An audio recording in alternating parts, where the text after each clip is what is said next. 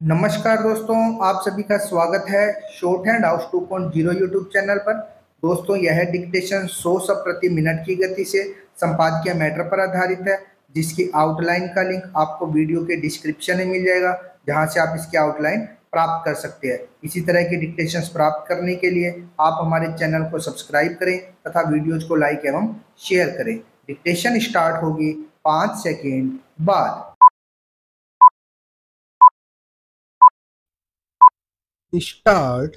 वर्ष 2024 तक स्वच्छ और खुले में शौच मुक्त भारत के महत्वाकांक्षी लक्ष्य के साथ वर्ष 2014 में शुरू किए गए स्वच्छ भारत अभियान ने निसंदेह महत्वपूर्ण उपलब्धियां हासिल की है। हालांकि एक दशक बाद जब हम इसकी प्रगति का आकलन करते हैं तो चुनौतियां भी नजर आती है। स्वच्छ भारत मिशन के तहत देश भर में लाखों शौचालयों का निर्माण किया गया है, जिससे सार्वजनिक स्वास्थ्य में सुधार हुआ है। यह विशेष रूप से ग्रामीण क्षेत्रों में प्रभावशाली रहा है, जहां स्वच्छता सुविधाओं तक पहुंच पहले सीमित थी। इसके अलावा मिशन ने स्वच्छता और साफ सफाई के बारे में जागरूकता बढ़ाई है, जिससे स्वच्छ प्रथाओं की ओर सांस्कृतिक बदलाव को बढ़ावा मिला है। इसका सबसे प्रमुख परिणाम तो यह रहा कि बच्चों और युवाओं में एक विशेष जागरूकता उत्पन्न हुई है। यद्यपि हम इसके लक्ष्यों से अभी बहुत दूर है।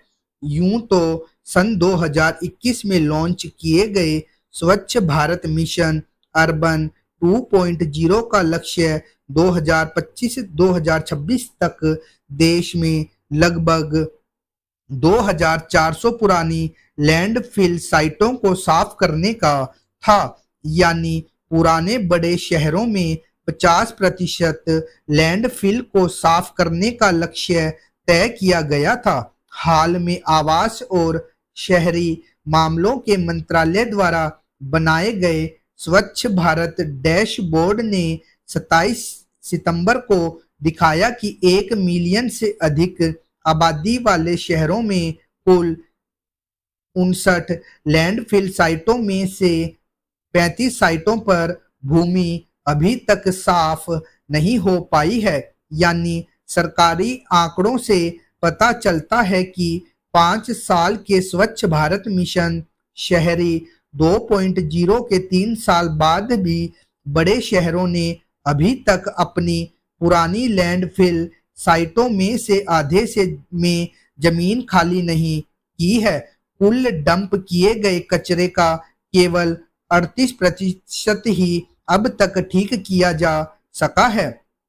देश भर में शहरों में चिन्हित कुल 2421 विरासत लैंडफिल साइटें हैं, जो 14,822 एकड़ भूमि में फैली हुई है। इनमें 2,211 लाख मीट्रिक टन कचरा है, जिसमें से 41% कचरे का निवारण कर दिया गया है और 30% भूमि को पुनः प्राप्त कर लिया गया है। इन आंकड़ों से पता चलता है कि अब तक कुल लैंडफिल का लगभग 20% 474 ही ठीक किया गया है।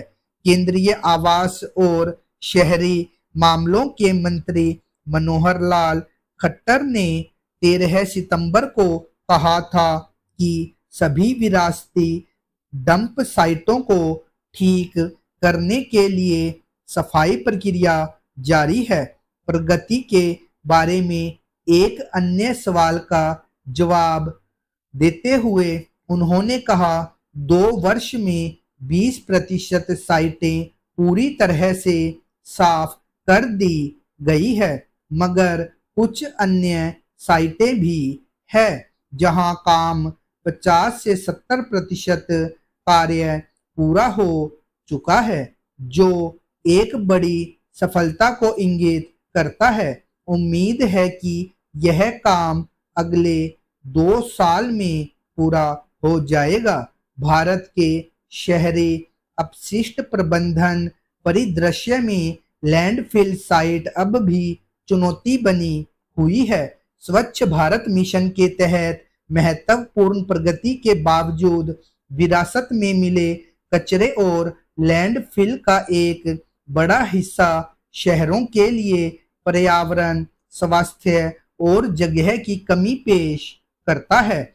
हालांकि प्रयास जारी है, मगर मौजूदा तरीके अपर्याप्त है। सेंटर फॉर साइंस में ठोस अपशिष्ट प्रबंधन और परिपत्र अर्थव्यवस्था के अधिकारी त्रिभुवन सिंह बिष्ट ने कहा कि पर्यावरण, परिवेश, पड़ोस एवं परिस्थिति सबसे गंभीर चुनौती है, जहां सुधार के दौर से गुजर रही साइटों का उपयोग अब भी कचरा डंपिंग के लिए हो रहा है। अब देखना यह है कि स्वच्छता अभियान की इस मेगा परियोजना को हम लोगों के व्यवहार में उतार पाएंगे या फिर स्लोगन, फोटो, कार्यक्रम और भाषणों में ही महिमा मंडित करते रहेंगे। इसकी सफलता सरकार एवं स्थानीय निकायों के साथ जनता और जनमानस के व्यवहार पर निर्भर है। रिजर्व बैंक की नवगठित मौद्रिक नीति समिति की पहली बैठक में सदस्यों ने मतदान कर 5-1 से ब्याज दरों में कोई बदलाव न करने का फैसला भले ही किया हो, पर अपने रुख में बदलाव कर आने वाले दिनों में रेपो रेट में कटौती का संकेत जरूर दे दिया है। यूरोपीय central bank, bank of England के बाद हाल ही में अमेरिकी फेडरल रिजर्व ने अपनी दरों में कटौती करके दुनिया को इसके अनुसरण के लिए प्रेरित कर दिया है। इसलिए लगातार 10वीं बार ब्याज दरें यथावत रखने के बाद अब दिसंबर में होने वाली भारतीय मौद्रिक नीति समिति की बैठक में दरों में कटौती की संभावना बढ़ गई है। यदि कोई अप्रत्याशित हालात न बने तो दिसंबर या फरवरी तक ब्याज दरें कम हो सकती है। रिजर्व बैंक के गवर्नर शक्तिकांत दास मानते हैं कि ब्याज दरों के कारण विकास दर में कमी के संकेत नहीं है, इसलिए भी शीर्ष बैंक कोई जोखिम नहीं लेना चाहता है। फिर भी अच्छी आर्थिक स्थिति का लाभ नीचे तक उतर सके, इसलिए ब्याज दरों में कटौती की उम्मीद लंबे समय से की जा रही है। रिजर्व बैंक के लिए खाने पीने के सामान में महंगाई चिंता की बात बनी हुई है। हालांकि फरवरी के 8.6% से घटकर यह अगस्त में 5.66% हो गई है।